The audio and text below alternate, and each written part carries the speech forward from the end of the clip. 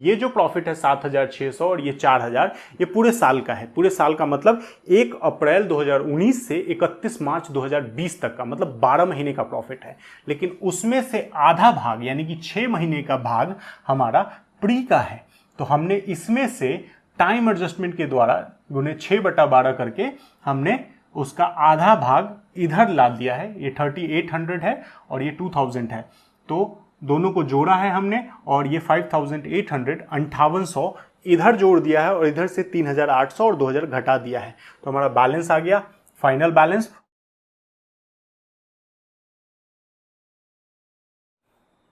Hello friends, Shri commerce classes के YouTube channel में आपका स्वागत है। मेरा नाम नीलेश रंजन है और ये कंसोलिडेशन ऑफ फाइनेंशियल स्टेटमेंट का दूसरा वीडियो है। पिछले वीडियो में मैंने आपको कंसोलिडेशन के बारे में बताया था, मैंने आपको होल्डिंग कंपनी और सब्सिडरी कंपनी के बारे में बताया था और जो कंसोलिडेटेड फाइनेंशियल स्टेटमेंट बनाए जाते हैं उसमें जो वर्किंग करते हैं उसके बारे में भी बताया था। तो आज हम उस वर्किंग को डिटेल में एक क्वेश्चन के माध्यम से समझेंगे, एक क्वेश्चन बनाकर समझेंगे। तो क्वेश्चन मैंने आपकी स्क्रीन पे डाल दिया है, आप देख सकते हैं। The extract of balance sheet of M Limited and N Limited as at 31st March 2020 were as follows. Share capital 2,20,000, capital reserve 20,000, general reserve 1,44,000, surplus of profit and loss statement 40,000 and 17,600, current liabilities 50,000 and 4,600, total 4,10,000 and 86,200. So fix assets दिया हुआ है, उसमें tangible assets और intangible assets दिए हुए हैं। Tangible है 3 लाख का और इनटैंजिबल एसेट्स है 76,200 का, 76,200 का। इनटैंजिबल में गुडविल दिया हुआ है, इन्वेस्टमेंट दिया हुआ है shares in N limited and current assets दिया हुआ है 50,000 का। नीचे दिया हुआ है कि M limited acquired 90% of share in N Limited on 30th September 2019 at a cost of 60,000. On April 1st, 2019, general reserve and statement of profit and loss should a credit balance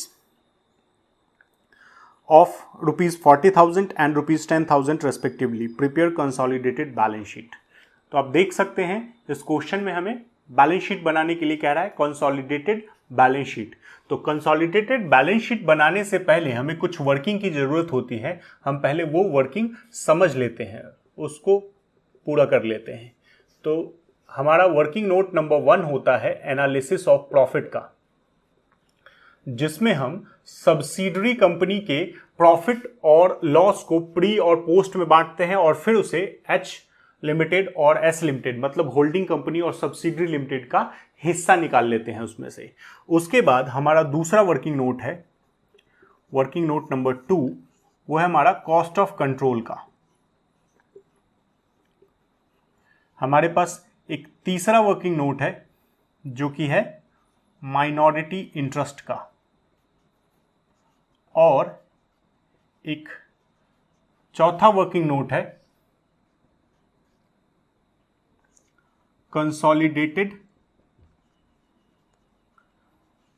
profit and loss and general reserve का।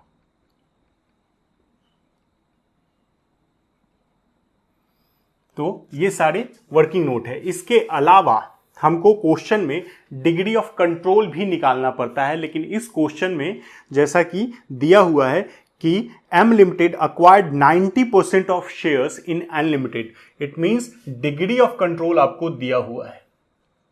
Degree of control दिया हुआ है तो हमें दोबारा निकालने की जरूरत नहीं है, इट्स 90%। ओके, उसके बाद आपको दिया हुआ है कि कितने में खरीदा है इन्वेस्टमेंट। तो M limited acquired 90% of share in N limited on 30th September 2019 at a cost of 60,000। मतलब क्या है, 60,000 में इन्वेस्टमेंट को खरीदा है। ये एडिशनल इंफॉर्मेशन में दिया हुआ है, लेकिन अगर ऐसा नहीं भी दिया हुआ है तो आप अगर बैलेंस शीट के नॉन करेंट एसेट्स में देखेंगे तो आपको इन्वेस्टमेंट की वैल्यू पता चल जाएगी कि कितना इन्वेस्टमेंट किया गया है। तो ये जो इन्वेस्टमेंट की वैल्यू है ये हमारा कॉस्ट ऑफ कंट्रोल में आ जाता है, वैल्यू ऑफ इन्वेस्टमेंट, और वो है हमारा 60,000 का। उसके बाद आगे कहा है कि on April 1st 2019 general reserve and statement of profit and loss balance of ₹40,000 and 10,000। तो आपको यहां पर जो प्रॉफिट है उसको प्री और पोस्ट में बांटना होता है और फिर टोटल होता है। पोस्ट को फिर से हम दोनों में बांट देंगे, profit and loss and reserve. तो ये हमारा एनालिसिस ऑफ प्रॉफिट हम बना रहे हैं। इसमें आपको जनरल रिजर्व का बैलेंस दिया हुआ है ओपनिंग, जो कि 40,000 है, और आपको प्रॉफिट एंड लॉस का भी बैलेंस दिया हुआ है जो कि 10,000 है। तो हमारा जो भी एडिशनल इंफॉर्मेशन दिया हुआ था क्वेश्चन में वो हो गया है खत्म। अब खरीदा है कब, तो एक्विजिशन डेट जो है वो भी आपके लिए बहुत मायने रखती है। एक्विजिशन डेट है 30/9/2019। 30/9/2019 को उन्होंने शेयर्स को खरीदा है। किसने खरीदा है, तो एम लिमिटेड ने एन लिमिटेड के शेयर्स को खरीदा है 30/9/2019 को। इसके बाद अब हम आते हैं बैलेंस शीट में। बैलेंस शीट में शेयर कैपिटल दिया हुआ है 2 लाख एम लिमिटेड का है। तो एम लिमिटेड का जो शेयर कैपिटल है वो सीधे बैलेंस शीट में जाता है, उसको हम वर्किंग में कहीं नहीं दिखाते हैं। हमको यहां पे जो भी वर्किंग में काम करना है वो एन लिमिटेड मतलब सब्सिडरी कंपनी के शेयर्स के साथ करना है। तो सब्सिडरी कंपनी के शेयर्स हैं 20,000 और इसमें से डिग्री ऑफ कंट्रोल कितना है, 90%। तो इसका मतलब इसने जो होल्डिंग कंपनी है एम लिमिटेड, उसने कितने का शेयर कैपिटल खरीद लिया, 18,000 का, क्योंकि 20,000 का टोटल शेयर कैपिटल है, उसमें से 90% पे एम लिमिटेड का अधिकार है। इसीलिए हम कॉस्ट ऑफ कंट्रोल में 18,000 लिखेंगे और बाकी का जो 2,000 है उस पे एम लिमिटेड का कोई अधिकार नहीं है, तो इसीलिए वो माइनॉरिटी इंटरेस्ट में आ जाएगा। ओके, इसके बाद आगे आपको दिया हुआ है कैपिटल रिजर्व। कैपिटल रिजर्व 20,000 का आपको दिया हुआ है एम लिमिटेड में, और एन लिमिटेड में कैपिटल रिजर्व नहीं है। जनरल रिजर्व दिया हुआ है, जो एम लिमिटेड का बैलेंस है वो है 1,40,000। तो उसको हम कुछ नहीं करेंगे यहाँ पे, उसको हमको यहाँ पे दिखाना है एम लिमिटेड बैलेंस। जो एम लिमिटेड का बैलेंस है वो सीधे कंसोलिडेटेड प्रॉफिट एंड लॉस में चला जाता है, प्रॉफिट एंड लॉस और जनरल रिजर्व। तो प्रॉफिट एंड लॉस में आ जाएगा 1 लाख जनरल रिजर्व में, और 40,000 आ जाएगा यहां पर। उसके बाद इसका जो जनरल रिजर्व दिया हुआ है वो है 44,000 का, 44,000 का, और जो प्रॉफिट एंड लॉस का बैलेंस दिया हुआ है वो 17,600 का है। तो हम इन दोनों का जब भी बैलेंस दिया होता है तो वो तो आपको या तो प्री में लिखना है या टोटल में लिखना है, ये हमेशा ध्यान रखना है। अब दूसरी बात ये कि आपको हो सकता है सिर्फ ये बैलेंस दे भी ना। अगर ये बैलेंस नहीं दिया हुआ है तो जनरल रिजर्व के बारे में हम हमेशा मान के चलते हैं कि जो जनरल रिजर्व का क्लोजिंग बैलेंस है वही उसका ओपनिंग बैलेंस है, मतलब पोस्ट में नील हो जाएगा। लेकिन यहां पर दोनों का अंतर है क्योंकि बैलेंस दिया हुआ है। जब बैलेंस नहीं दिया होता है ओपनिंग का, प्री का, तो हम ये मान के चलते हैं। तो अगर जनरल रिजर्व का बैलेंस ओपनिंग नहीं दिया हुआ है तो हम मान के चलते हैं जो क्लोजिंग बैलेंस है वही ओपनिंग बैलेंस होगा। लेकिन अगर प्रॉफिट एंड लॉस का क्लोजिंग बैलेंस नहीं दिया हुआ है तो हम ये मान के चलते हैं कि प्रॉफिट एंड लॉस में शुरू में 0 अमाउंट रहा होगा और पूरा का पूरा पोस्ट है। लेकिन यहां पर 10,000 दिया हुआ है, यहां पे 17,600 है, तो 7,600 का हमारा पोस्ट प्रॉफिट है। अब प्री का टोटल हो गया 50,000, ये हो गया 7,600, ये हो गया 4,000 और ये हो गया टोटल 61,600। इसके बाद आपको टाइम एडजस्टमेंट करना पड़ता है। टाइम एडजस्टमेंट मतलब खरीदा है 30 सितंबर को, लेकिन ये जो प्रॉफिट दिया हुआ है, प्री का जो प्रॉफिट दिया हुआ है क्वेश्चन में, वो 1/4 का बैलेंस दिया हुआ है। अप्रैल 2019 का बैलेंस दिया हुआ है, लेकिन हमने 1 अप्रैल 2019 को नहीं खरीदा है, तो हमको इसमें ये जो प्रॉफिट है आपका, प्रॉफिट एंड लॉस का रिजर्व का बैलेंस है, ये 1 अप्रैल 2019 से 31 मार्च 2020 तक का बीच का बैलेंस है, यानी कि 12 महीने का बैलेंस है। लेकिन इसमें से 6 महीने का जो बैलेंस है वो प्री का है, तो हमको प्री में ले जाना पड़ेगा। कैसे ले जाएंगे? तो आपको 6 महीने 7600 इंटू 6/12 दैट इज 3800 एंड ये हो जाएगा 4000 इंटू 6/12 ये हो जाएगा 2000। ये आपको माइनस कर देना है। आप अगर चाहें तो ये कैलकुलेशन अलग कर सकते हैं और ये आइटम सीधे आप अमाउंट जो है फाइनल अमाउंट वो यहाँ पर घटा सकते हैं। दोनों का मिला के 5800 यहाँ पर आ गया। आपका ये बैलेंस हो गया 5800 का, ये बैलेंस हो गया 3800 का और ये बैलेंस हो गया 2000 का। ये है हमारा फाइनल बैलेंस। ओके,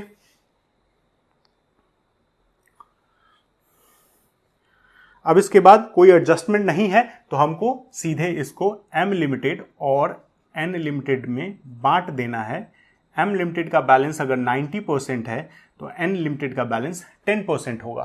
तो 55,800 में 5580 इसको मिल जाएगा और 380 और 200 ये 1800 एम लिमिटेड का बैलेंस है।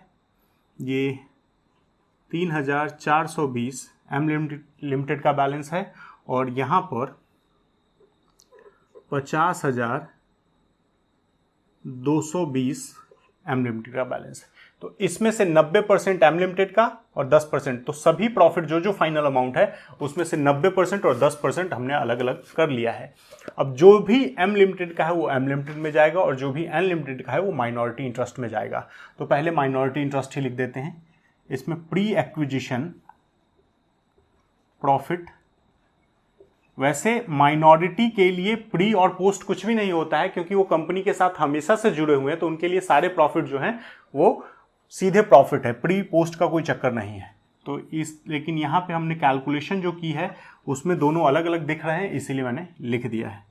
अब post profit and loss and post general reserve दिया हुआ है। तो एक का बैलेंस आपका 200 है और एक का बैलेंस 380 है। ये आपका फाइनल अमाउंट माइनॉरिटी इंटरेस्ट का आ जाएगा। शेयर कैपिटल यहाँ पे हमने घटाया हुआ है ऑलरेडी और एम लिमिटेड का जो प्री का प्रॉफिट है वो कॉस्ट ऑफ कंट्रोल में जाता है। तो प्री एक्विजिशन प्रॉफिट यहाँ पर जाता है, वो है 50,220 का। तो ये हमने लिख दिया, हमारा ये हो गया, ये हो गया और ये हो गया, बचे ये दोनों। तो ये प्रॉफिट एंड लॉस का बैलेंस है और ये हमारा रिजर्व का बैलेंस है। तो रिजर्व वाला हमारा रिजर्व में चला जाएगा 1800, 1800 और प्रॉफिट एंड लॉस वाला प्रॉफिट एंड लॉस में चला जाएगा 3420। ओके, तो ये हमारा हो गया फाइनल अमाउंट। ये पोस्ट एक्विजिशन प्रॉफिट है, पोस्ट एक्विजिशन है।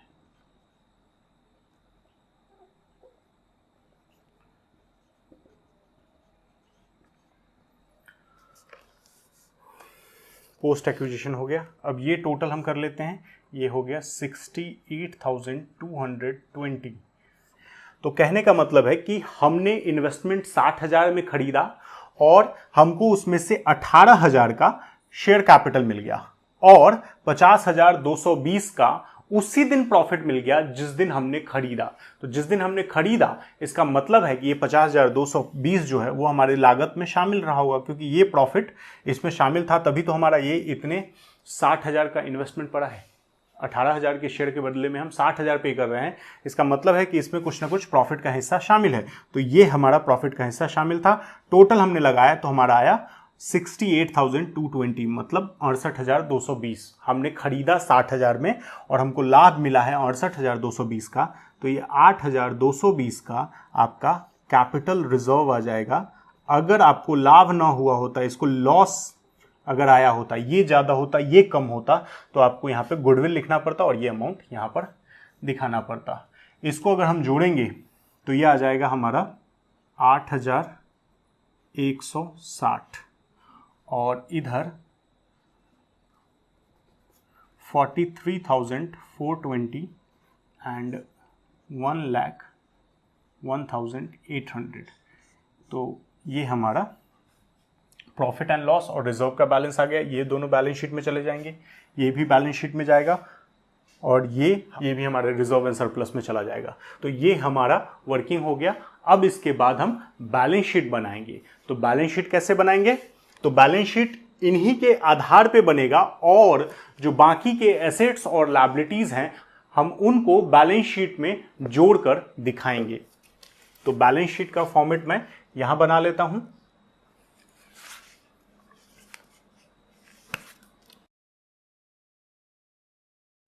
तो यह है हमारा बैलेंस शीट का फॉर्मेट।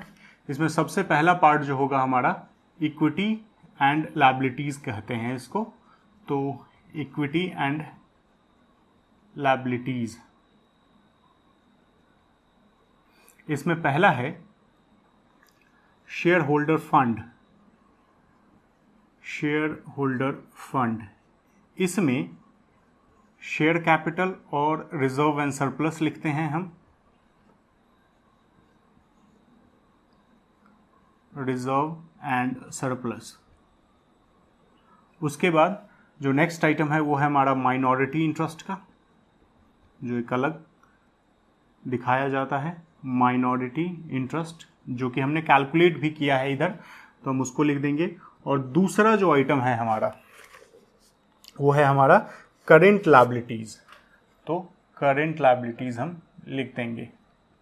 करेंट लायबिलिटीज में कोई स्पेसिफिक आइटम नहीं दिया हुआ है तो हम इसको अदर करेंट लायबिलिटीज में लिख देंगे।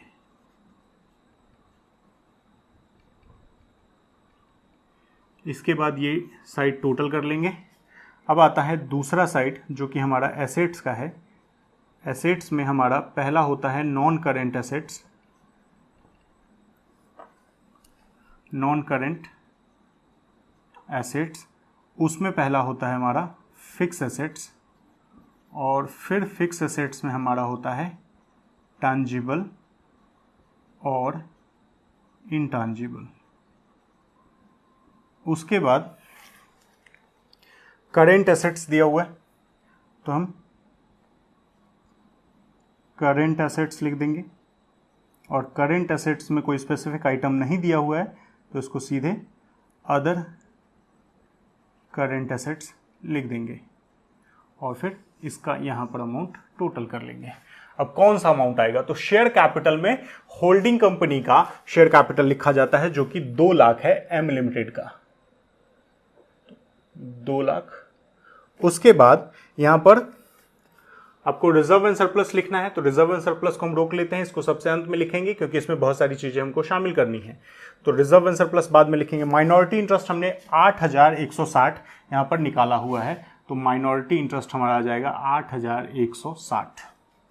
अब इसके बाद करेंट लायबिलिटीज 50,000 एम लिमिटेड का है और 4,600 एन लिमिटेड का है तो दोनों को जोड़ के हम यहां पर लिख देंगे 54,600, 54,600। अब नॉन करेंट एसेट्स में आते हैं। इसमें फिक्स एसेट्स में टैंजिबल एसेट्स दिया हुआ है 3 लाख और 76,200, दोनों को मिला के हो जाएंगे 3,76,200। इनटैंजिबल एसेट्स दिया हुआ है उसको हम देख लेंगे। इन्वेस्टमेंट को नहीं लिखा जाता है, इन्वेस्टमेंट को आपको नहीं दिखाना है क्योंकि इन्वेस्टमेंट को आप ऑलरेडी यहां पर एडजस्ट कर चुके हैं तो इन्वेस्टमेंट को आप अलग से नहीं दिखाएंगे। उसके बाद करेंट एसेट्स दिया हुआ है 50,000 तो हम करेंट एसेट्स लिख देंगे 50,000। अब हमारे पास बैलेंस शीट में 2 आइटम बचे हुए हैं, एक रिजर्व एंड सरप्लस है और एक इनटैंजिबल एसेट्स है। तो रिजर्व एंड सरप्लस में कौन सा अमाउंट जाएगा? रिजर्व एंड सरप्लस में जितने भी प्रॉफिट एंड लॉस और रिजर्व्स हैं इसमें हमने जो कैलकुलेट किए हैं वो सब को जोड़कर लिखेंगे। तो हमारा ये 43,420 का प्रॉफिट एंड लॉस का बैलेंस है जो कि कंसोलिडेटेड प्रॉफिट एंड लॉस और रिजर्व में वहां पे निकाला था जिसे मैंने बैलेंस शीट बनाने के लिए मिटा दिया। तो उसका बैलेंस मैंने यहां पर लिख लिया था तो उसको हम जोड़ लेते हैं। 1,01,800, 8,220 का हमारा ये कैपिटल रिजर्व है और 20,000 का एक कैपिटल रिजर्व ऑलरेडी क्वेश्चन में एम लिमिटेड के बैलेंस शीट में दिया हुआ है। तो इन सब को जोड़ने से हमारा बैलेंस आता है 1,73,440 और उसमें से हम 10,000 का बैलेंस गुडविल का घटा देंगे तो ये आ जाएगा 1,63,440। इस बैलेंस को हम यहाँ पर लिख देंगे 1,63,440। तो ये हमारा लायबिलिटी साइड कंप्लीट हो गया। अब एसेट साइड में इनटैंजिबल एसेट जो गुडविल था वो हमने ऑलरेडी वहां पे एडजस्ट कर दिया है, तो हमको ये लिखने की जरूरत नहीं है। तो टोटल हमारा आ जाएगा 4,26,200, 4,26,200 और इस तरफ अगर हम जोड़े तो ये हमारा आ जाएगा 4,26,200। तो ये है आपका बैलेंस शीट और ये है आपका पूरा क्वेश्चन। अब इसमें मैं आपको एक बार फिर से थोड़ा क्लियर कर देता हूं कि पहले हमारा रिजर्व का साल के शुरू में ओपनिंग बैलेंस दिया हुआ था जो कि हमारे खरीदने से पहले का था, तो हमने उस प्रॉफिट को प्री में रख दिया और हमारे खरीदने के बाद के बैलेंस शीट डेट पर ये बैलेंस था तो उसको हमने टोटल में रख दिया। लेकिन कभी कभी क्वेश्चन में आपको बैलेंस नहीं दिया होता है, आपको साल भर का प्रॉफिट दे देगा कि profit earn during the year, profit for the year. So ऐसा करके लिखा हो सकता है, तो उस प्रॉफिट को आप पोस्ट प्रॉफिट एंड लॉस में ले जाएंगे। लेकिन अगर ओपनिंग और क्लोजिंग बैलेंस दिए हुए हैं तो उसको प्री में या टोटल में जाएंगे। ओपनिंग बैलेंस प्री में और टोटल क्लोजिंग बैलेंस टोटल में जाएंगे। तो ये हमारा यहां पे आ गया। उसके बाद हमने इन दोनों के अंतर को ये बीच में लिख दिया है। 44,000 में से 40,000 डिडक्ट करके 4,000 यहां लिख दिया और 17,600 में से 10,000 घटा के 7,600 यहां लिख दिया है। तो इस तरह से आप देख सकते हैं ये हमने बैलेंस निकाल लिया, इसको टोटल कर लिया। अब टोटल करने के बाद मैंने आपको बताया कि हमने जो एक्विजिशन किया है वो 30/9/2019 को किया है। मतलब ये बैलेंस जो दिया हुआ है ये एक्चुअल में मेरा प्री का पूरा प्रॉफिट है नहीं, हमारा प्रॉफिट इसमें भी शामिल है, क्योंकि ये जो प्रॉफिट है 7,600 और ये 4,000 ये पूरे साल का है। पूरे साल का मतलब 1 अप्रैल 2019 से 31 मार्च 2020 तक का, मतलब 12 महीने का प्रॉफिट है। लेकिन उसमें से आधा भाग यानी कि 6 महीने का भाग हमारा प्री का है। तो हमने इसमें से टाइम एडजस्टमेंट के द्वारा गुने 6/12 करके हमने उसका आधा भाग इधर ला दिया है। ये 3,800 है और ये 2,000 है, तो दोनों को जोड़ा है हमने और ये 5,800 5800 इधर जोड़ दिया है और इधर से 3,800 और 2,000 घटा दिया है। तो हमारा बैलेंस आ गया फाइनल बैलेंस और फिर हमने उसको 90% और 10% में बांट दिया है। तो इस तरह से ये 90% और 10% में बांट के हमने निकाल दिया। अब इस प्रॉफिट को, ये हमारा प्री एक्विजिशन है इसीलिए यहां कॉस्ट ऑफ कंट्रोल में चला गया। ये हमारा post acquisition profit and loss है इसीलिए ये 3,420 इसमें शामिल है और ये 1,800 इसमें शामिल है। तो ये हमने पोस्ट एक्विजिशन प्रॉफिट है इसीलिए जनरल रिजर्व और प्रॉफिट एंड लॉस में इसको जोड़ दिया है। ठीक है, किसके general reserve profit and loss में? एम लिमिटेड का जो जनरल रिजर्व और प्रॉफिट एंड लॉस दिया हुआ है बुक्स में, उसमें हमने इसको जोड़ दिया। अब ये जो बैलेंस है माइनॉरिटी का, उसमें प्री और पोस्ट का कोई चक्कर नहीं होता है, तो ये पूरा का पूरा अमाउंट हमने लिख दिया है 5,580, 200, 380।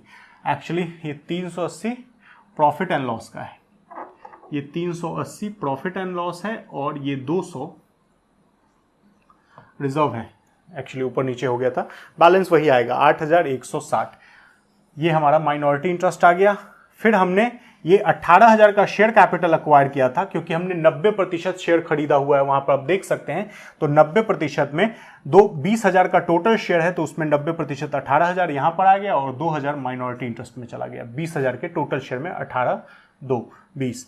तो हमने प्री एक्विजिशन प्रॉफिट और शेयर कैपिटल का हिस्सा जोड़ के यहां लिख दिया और 60,000 में हमने इन्वेस्टमेंट खरीदा था लेकिन हमको बेनिफिट हुआ है 68,220 का, तो इससे हमारा कैपिटल रिजर्व निकल गया। ठीक है, अब क्वेश्चन में जो कैपिटल रिजर्व और गुडविल दिए हुए हैं और जो हमने यहां पे कैलकुलेट किए हैं, इनको जब हमने एडजस्ट किया तो हमारा बैलेंस आया 1,63,440।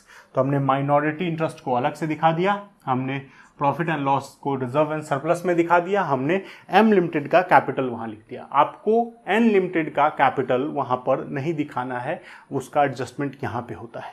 आपको एक और चीज़ नहीं दिखानी है, इन्वेस्टमेंट, एम लिमिटेड का इन्वेस्टमेंट, क्योंकि वो भी यहाँ पर एडजस्ट हो चुका है।